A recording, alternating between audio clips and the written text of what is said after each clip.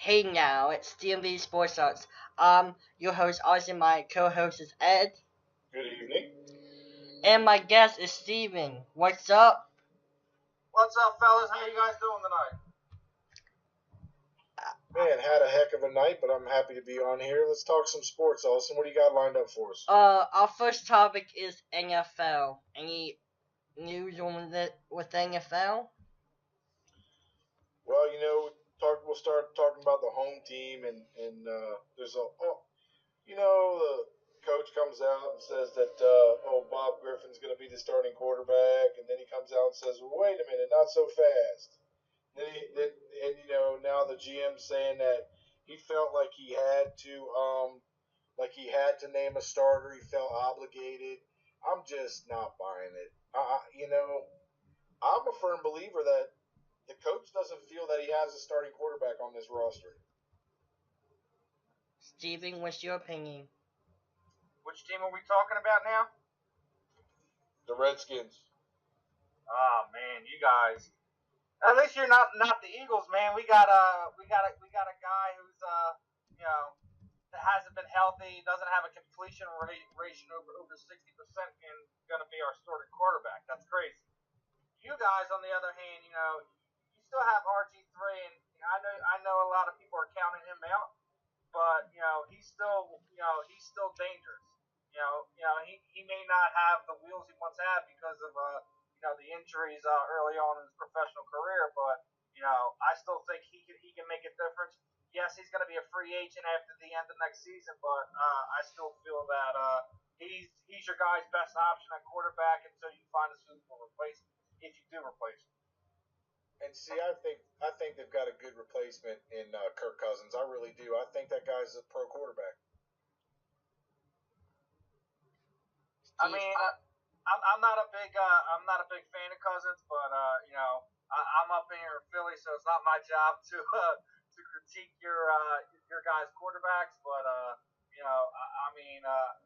you guys are gonna have to do something if you're gonna want to compete in this division, especially with the moves that the Eagles have done. The Cowboys are still a good threat. Eli's getting in the twilight of his career, but he's still a dangerous quarterback, and you guys are I don't know if regime change had something to do with what's going on with RG3, but Kirk Cousins is the guy that they're kind of leaning on right now, so that's where your guy's at. I don't necessarily agree with it, but it is what it is, man. Moving on. Go ahead, Ed. No,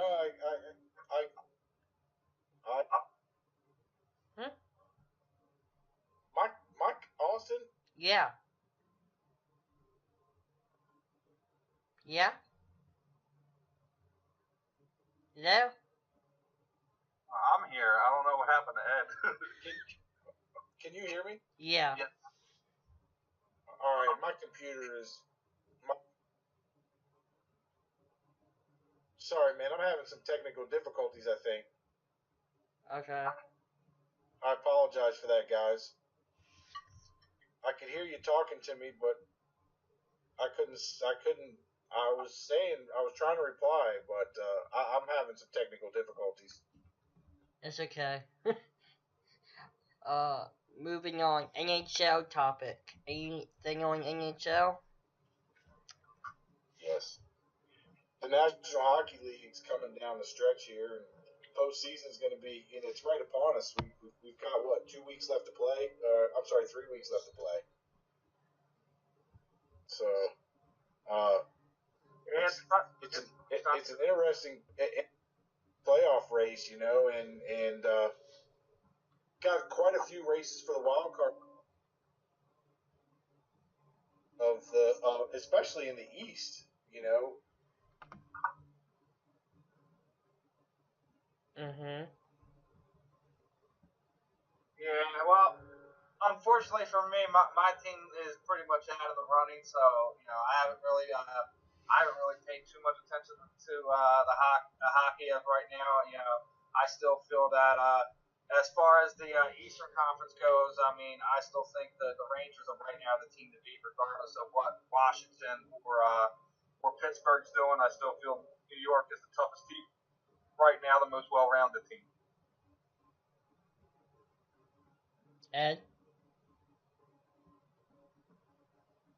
Ed? Hello? Technical difficulties strikes again. Karma is a bitch. Tell you that. Karma is a bitch.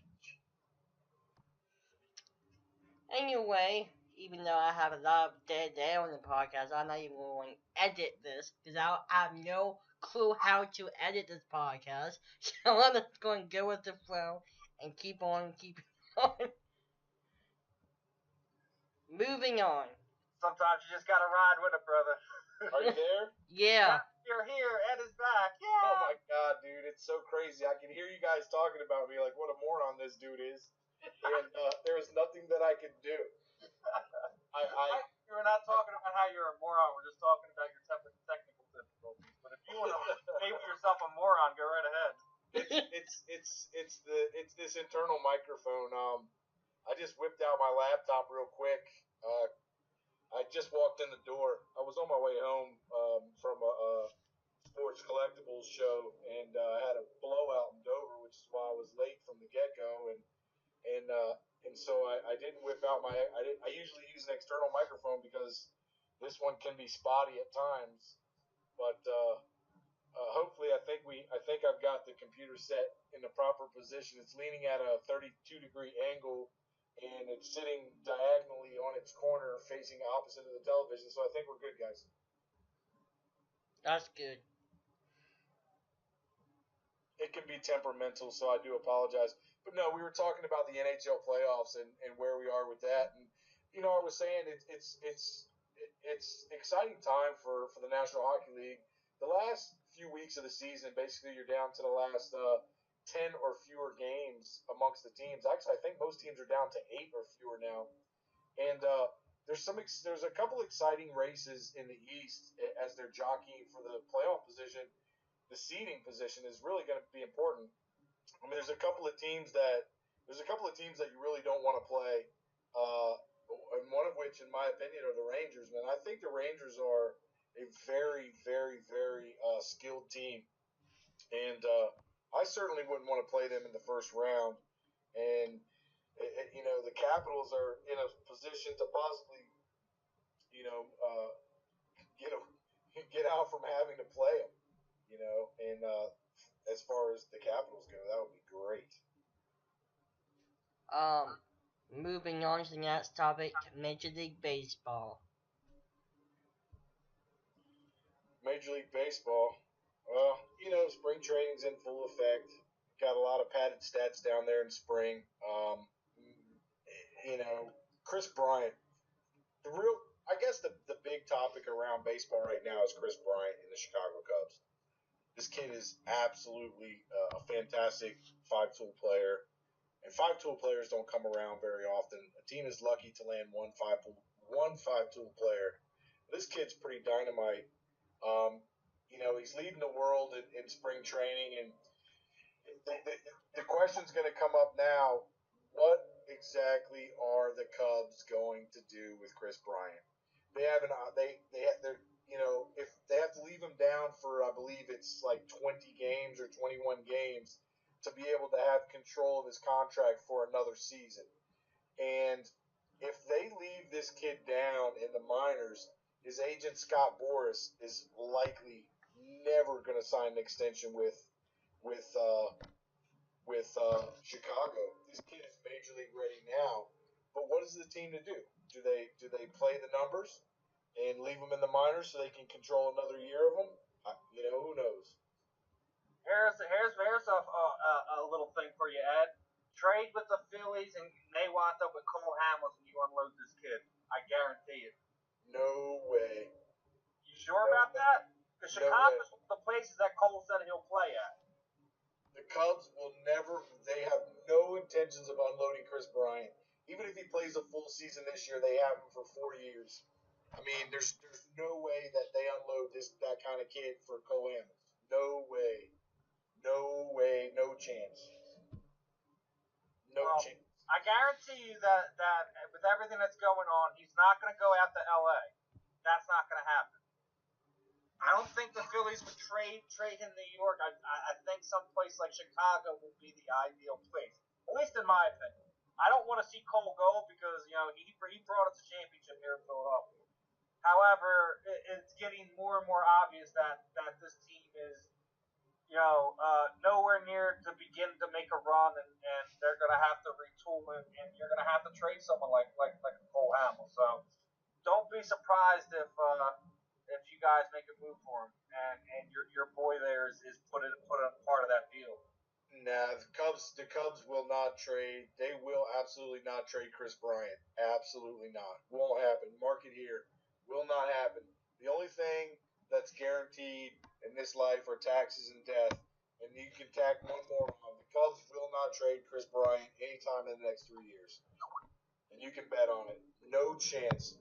No chance whatsoever. This kid is going to be one of the top 10 players in baseball when he comes out. Mark my words. There's no way whatsoever. Now, the problem with Hamels is his no trade and the fact that he wants to be so picky about his no trade. But I don't think the Phillies. I personally don't think they should get rid of Hamels. They've got to do something, and they've already shopped around. I guess Baltimore is interested in Ryan Howard. Philadelphia would have to eat 40 to 50 million of his contract.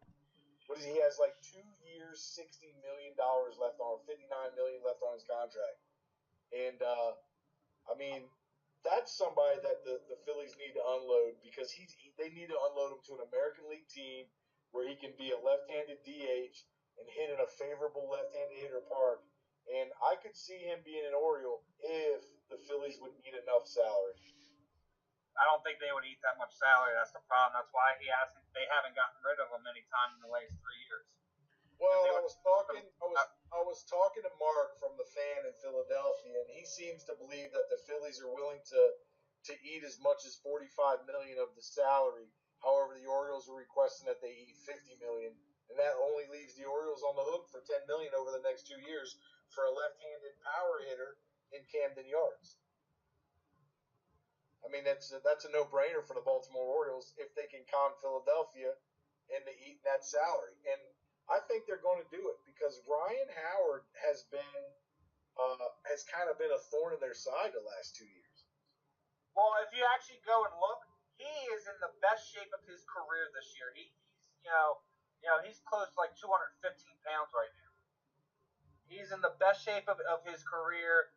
And if I was another team, yeah, it would be obviously now would be the time. You still have to worry because he has severe problems with right-handed pitchers, and he has severe problems with chasing pitches out of the strike zone. So yeah, he's a power left-handed bat when he's on. He is insane, but the problem is he hasn't been on in the last 3 years. Exactly, and that's part of the problem that they're having in Philadelphia.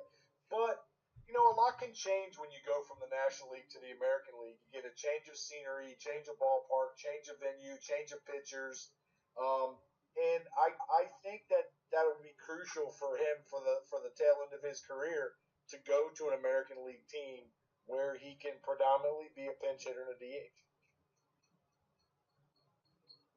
I think an American League team is where he should be. I'm actually surprised that one hasn't made an attempt for him already. Who knows? There might have already been something. I just think I agree. I think the sticking point is the contract. But still, I mean, that's something that could easily be restructured too as he goes and gets traded to the team. Yeah. Which he's not going to do because he's guaranteed that money. Yeah.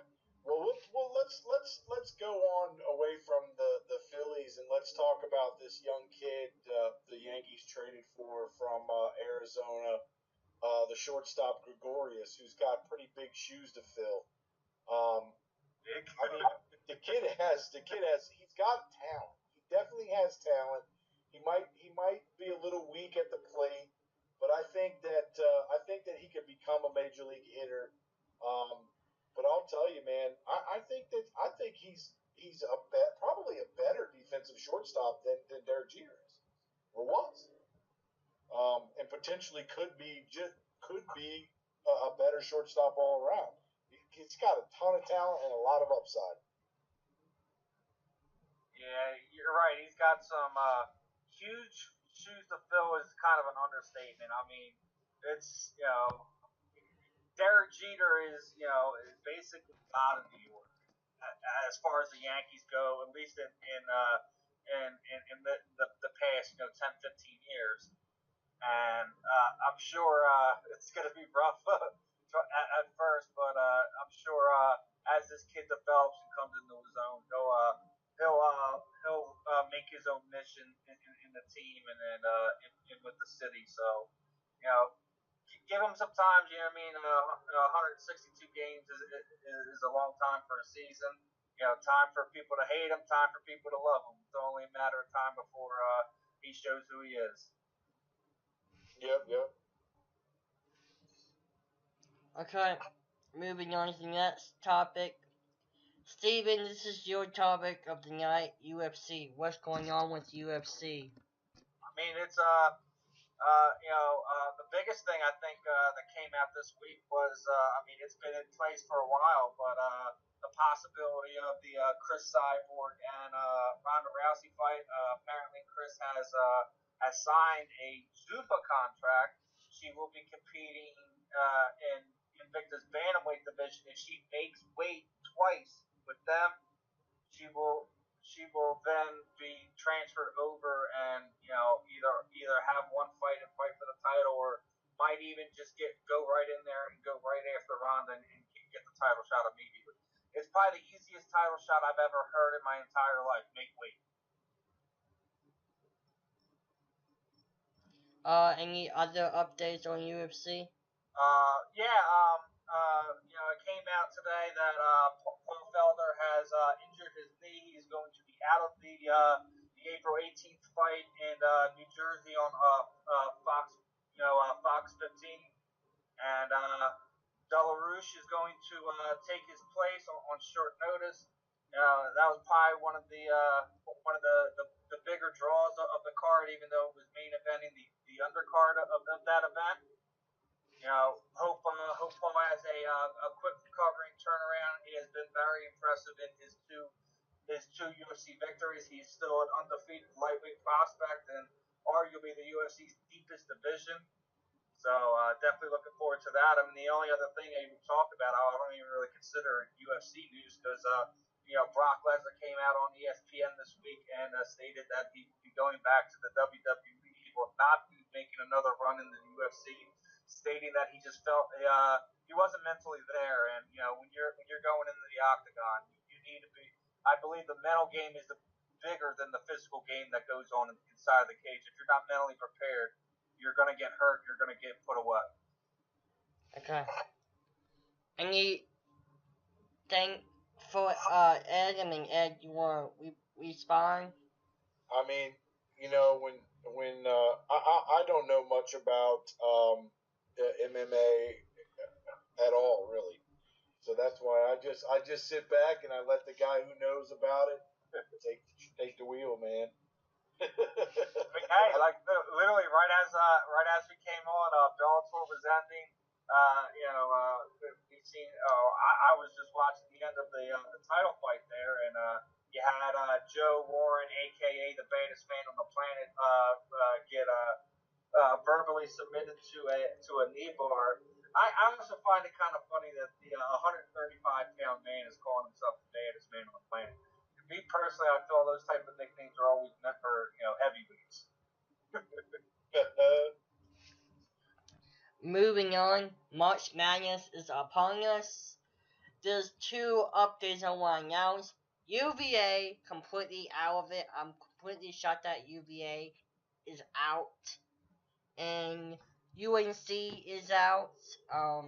Notre Dame and Louisville is still in it. I'm surprised that Louisville is still in it and Notre Dame is doing it because even though they're in the ACC, they're badass teams. But unfortunately, UVA is out. So, what's your response, Ed? Well, I mean, like we've talked about in the past, really it's Kentucky's tournament to lose. I think they're the baddest team in the country. They're definitely the best team in the country, in my opinion. The complete dismantling last night of West Virginia. As a matter of fact, I don't think West Virginia is. They still haven't scored in the second half. I mean, that was unbelievable to watch. I've never seen a team completely break down another team and just destroy them of their will to score a bucket like Kentucky did to West Virginia last night. West Virginia scored 1 point in the first 9 minutes of the second half last night. Unbelievable. Steven? Not big of a college basketball thing. I am definitely interested because with the fact that Kentucky is, I believe, 3 wins away from a perfect season. I mean, ask you guys, are you rooting for the perfection or are you rooting for an upset? I mean, at this point, I'm a University of Maryland fan. I love the Terrapins, and I think they got a raw deal against West Virginia. I honestly feel that the game was officiated very poorly. Particularly, and I was reading an article that was written by one of the announcers of that game, and he said that was a poor a game as he's ever seen officiated in an NCAA tournament. So my thought also carries some weight when the announcer that announces the game, wants to go on record and say such a thing. However, they didn't win; they lost. Kentucky is. I'd like to see them run the table and go 40-0 and win the tournament. I think it'd be pretty cool to see. I think that they're playing probably with right now on that roster. I think they've got eight players that are pro players. Yeah, that's the one thing you got to say about them. They're like insanely deep, and I guarantee you that more than half of that their squad will get drafted in the first round. Yeah, I think they have probably 4, maybe 5 first round picks. In other news, even though ODU is in the NIT, I believe, either in the NIT or CIT, I believe. I don't really know which tournament they're in, but they're moving on. ODU is moving on. I think they're going to New York next week to face. I forgot what team they're facing, but I think they're good because they're going to the Final Four in the tournament, so we'll see. Yeah, well, I mean, I don't know a lot about Old Dominion basketball. I do know that they have a very good coach, like similar to VCU and with Smart at VCU. And a lot of tournament basketball is coaching, guys. I mean, you see the coaches that are still in right now. I mean, a lot of tournament play is coaching. And when do you make the timeout, and when do you make those substitutions, and what defense do you put on the floor against an offense and it's a lot of it is coaching. That's why you see the same coaches constantly have success in the NCAA tournament because it takes a good coach to know what he's doing. Okay. I think in college basketball, good coaching is just as important as those college athletes on the court, man. Yeah, and I agree. I mean, you look at again. I'm a Maryland fan, so I always look. Maryland was picked to finish somewhere near the bottom in the Big Ten this year. Well, they finished second in the Big Ten in the regular season. Mark Turgeon's the Big Ten Coach of the Year. He did an excellent job. You know, who did he lose to in the NCAA tournament? He lost to Michigan State and Tom Izzo. Why? Because I feel that Tom Izzo is one of the 5 or 6 best coaches in the country. I think that Turgeon got out coached in the tournament. But let's face it. One more point I wanted to make about your guys' college hoops. I wanted to bring it up. What did you guys think about what former North Carolina coach did to his teammates as his parting gift? Gave them $200 and told them to have a dinner out on him. That I mean, everyone might not have been a fan of the North Carolina Tar Heels, but you have to absolutely respect Dean Smith. Well, yeah, I mean, he was a class act when he was still coaching. He was a class act after he retired, and and to leave, $200. He bequeathed $200 to each of his lettermen that he coached throughout his career to go out to dinner on coach. I mean, that's cool, man. I don't care who you are. That's cool. Absolutely. I mean, it's one of the things, the rare things you see in sports, regardless if it's pro, college, high school, whatever. You never see anything like that. And, it's just that, when I used to follow college basketball very thoroughly, Duke was my thing. So it was like every time Duke and Carolina played, that was the college game everyone wanted to watch. So, you know, obviously, times have changed. Coaching had changed over there in North Carolina, but you got to imagine how many $200 bills he put out, and not just that, what he did outside of what he was coaching the guys in the court. Some of these guys he would help them find jobs, regardless if it was inside basketball or outside basketball, regardless if they were still pursuing the sport itself. The guy literally cared about each and every one of his players, and that's a rare trait these days. Yeah, absolutely, absolutely. Going off talking for us a little bit. Coach Beamer is back on coaching at the throat surgery he had during the offseason. Spring training for Virginia Tech Hokies will be coming up soon. So I'm really happy about that. Beamer, he's one of the rare coaches in college football. He's one of the he's a quality coach. He always seems to get, Virginia Tech. A lot of times they'll be ranked up there high in the rankings, and why is that? Because he gets the most out of his players, and maybe they play over their heads a little bit, and then they play another team that might have some better talent, and they lose the game. But he knows how to circle the troops, man. Okay. Moving on. NBA. Any update on NBA? Our hometown team, the Washington Wizards, seem to have fallen into a terrible hole. I'll tell you, their head coach has got to go. Randy Whitman is terrible. What he did the other night, walking off the court on his team, he's lost the locker room. The guys have no respect for him, and I think he's all but done in Washington. Unfortunately, you're at the end of the season now, and they're going to go, to the postseason. You don't fire him now because where you're at, in position to start the postseason here soon. But there's no way that he's on the court to start next year. No way. If the owner don't fire him soon, I'm gonna be really upset if they don't fire him because he's the worst coach ever. Yeah, he's pretty terrible. And there's no words for what he did the other night when he walked off the court on his team the other night. As if I owned the team, and like Ted Leonsis does, and I know that he believes in staying out of it and letting the basketball people do the basketball things, just like with his hockey team. He believes in letting the hockey people that he's put in place make the hockey decisions.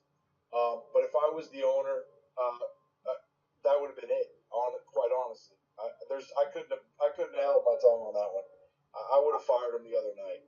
I mean, they're playing Indiana. John Wall hits a three-pointer with a little over 5 seconds left to tie the game at 101. His players are gassed. He takes out one of his better defenders in a horrible substitution, and Indiana inbounds from a half court coming off the timeout and basically gets a layup to win the game. Why? Horrible coaching. What does coach do? Walks off the court on his players. Absolutely terrible. Horrible. Horrible. Well, sick of this Randy Whitman guy. I don't like him at all. I really don't. Yeah, I don't like him either. Moving on. NASCAR news. Some reason Kevin Harvick lost his winning streak ways, and all of a sudden,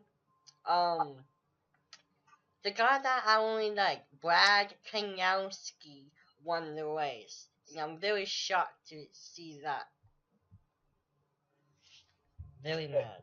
Well, when it comes to NASCAR, I'm gonna say, like I've said, each of the weeks since the season started with the Daytona 500, I'm picking Jimmy Johnson every week. I picked the number 48 car, and that's who I picked, and that's who I picked to win the championship this year as well. I mean, Kurt Busch almost won. He won the pole qualifying, like you said last week, and he was leading the laps, and then he screwed up, and then Kevin Harvick was in second, went first, and then Keselowski swerved in first at the last minute and won the race. So that's pretty cool. Well, you know what they say about almost. Yep. I mean, I'm shocked that we'll. So you got a race this week too, right? Yeah, I don't know what track. Where are they at? Do you remember where they're at this week? I have no clue. No clue. Wow. You're killing me, Austin. You're the NASCAR guy. You're supposed to give me some insight in that. I know, but I forgot. It's been a busy week. Aren't they in Virginia this week? Yeah, Richmond. They're going to Martinsville. They're going to Martinsville this week. Yeah, I got it. Martinsville is a small track. I've never been there, but I've always wanted to go to the racetrack. There's a big favorite of winning that track is Jeff Gordon, because I believe he's won that track a lot of times. So we'll see. All right. I picked the 48 car. And it's gonna be a bad race. A lot of clashes because it's a small track. I mean, a very small track. Steven, what's your intake? Not a big NASCAR guy. Just big Earnhardt fan. I haven't really followed him too much, but I'm hoping he wins himself a points title before he hangs it up. Tough living in the shadow of your dad, but definitely gotta go with that on this. Gotta go with the 48, man. That's what I do every week. Yeah, I've been a fan of. It's a safe bet, man. It's the safest bet you can have, so definitely not going to argue that one. Yeah. Exactly. Yeah, I've been a fan of Dale Sr. and Dale Sr. ever since they've been driving. I got a big poster in my room with Dale Jr. So, I'm a big Dale Jr. fan, so. Anyway. At least you're with me on that one. Let's get. Hopefully, Junior gets a points title before he walks away. Yeah, hopefully. Before we wrap up the show, I just want to announce that we're at the 400 mark on Twitter on Dmv at Dmv _ sports _ I can't even pronounce it, and you do. at DMV _ sports _ talk on Twitter. Follow us on Twitter. Austin, keep tweeting, man. Hey, look, before we say goodbye, I was talking to a buddy of mine today, and his name's Bob, and he'll listen to this once you have it all uploaded. He listens. He was excited. WrestleMania is this weekend. I had no idea that WrestleMania was coming up because I don't watch wrestling. But I'll tell you, man, I remember as a kid, WrestleMania was one of the coolest things. Quite honestly, my grandfather used to get them on pay-per-view, and we'd go to my grandfather's house and we'd watch WrestleMania. And some great memories of the WrestleMania's past. So those of you that check out this podcast and my two partners in crime here tonight, WrestleMania is on Sunday, and hey, check it out if you can.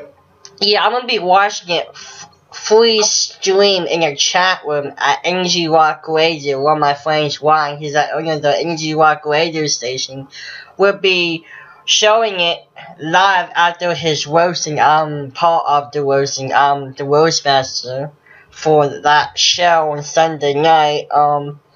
Sunday afternoon, by the way, and then afterwards, following that, it would be WrestleMania. I can't wait for watch that. The big matchup that I'm dying to see is Triple H versus Sting. I'm a big Sting fan because he used to be in the WWF.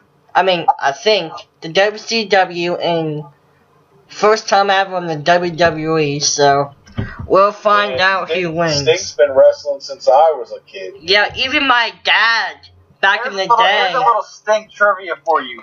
When he was coming up, he was a tag team partner champion with the Ultimate Warrior. I knew that. But aren't we on like the third Sting though? Yeah. No, there was multiple Ultimate Warriors, right? Right.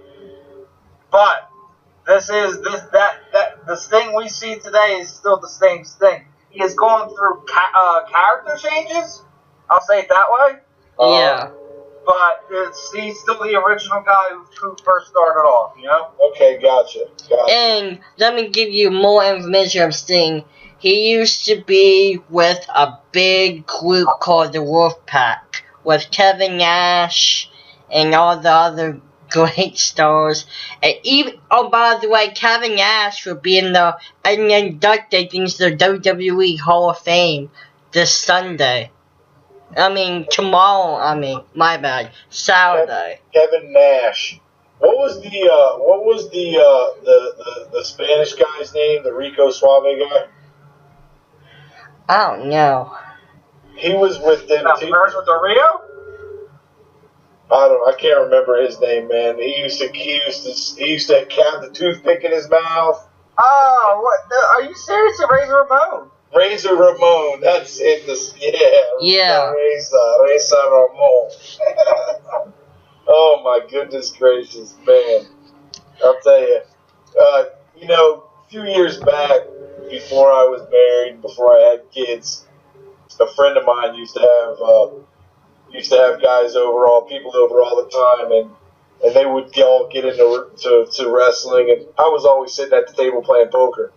And they always had wrestling on.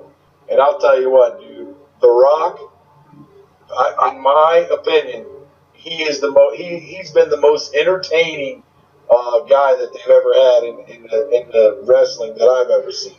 That dude is as entertaining as they come, man, if you smell what I'm cooking. Oh yeah, The Rock will be the host of SNL tomorrow night. I can't wait to watch that. Oh, really? Oh, yeah. I have set that on my DVR. Thanks for the update. Yeah, he'll be hosting it. I will record that too, because I think that guy is extremely entertaining. And well, not only that too, but he's a top-notch talent. He really is. The guy can. His movies aren't bad. He plays good roles, and I've enjoyed seeing him develop from a college football player at the University of Miami into entertaining wrestler with the WWE and have a very successful movie career. Impressive fella. I just want to give a shout out to DeAndre Stickers. He has his own YouTube called D-Says Comedy. Go check him out. Subscribe to our YouTube channel, Dmv Sports Talk. Like our page, Dmv Sports Talk, on our Facebook page. If you want to contact us to be on the show, email us or email me at LittleDW24@AOL.com. I'll repeat, LittleDW24@AOL.com. Other news, this will be uploaded on YouTube every Friday night, sometime near Friday night. Later on Friday night, so, what was that? Or Saturday morning. Oh, Saturday morning. Who knows? Any, Steven, talk about your podcast. Yeah, we just we air over Blog Talk Radio. We air every Thursday from 8 to 10 p.m. Eastern time.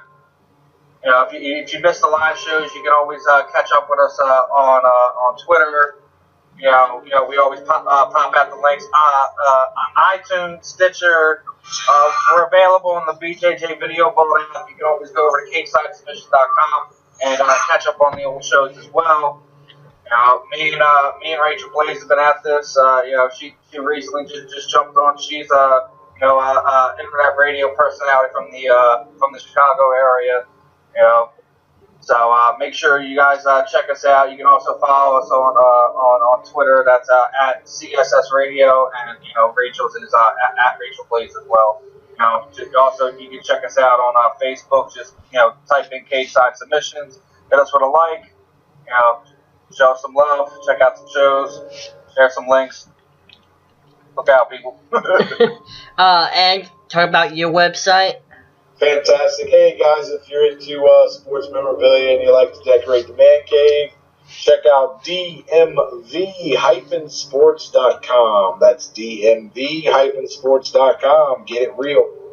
Yeah, that reminds me. I probably told you this, and like a couple weeks ago on Facebook, but I told you that I went to a state sale and I found a autographed picture. He used to be Mark Mosley or something. He used to be a Washington Redskins player back in the day. Yeah, Mark Mosley was a kicker. Was actually the league MVP in 1982 for the Washington Redskins. The only kicker ever to win the MVP award in the National Football League.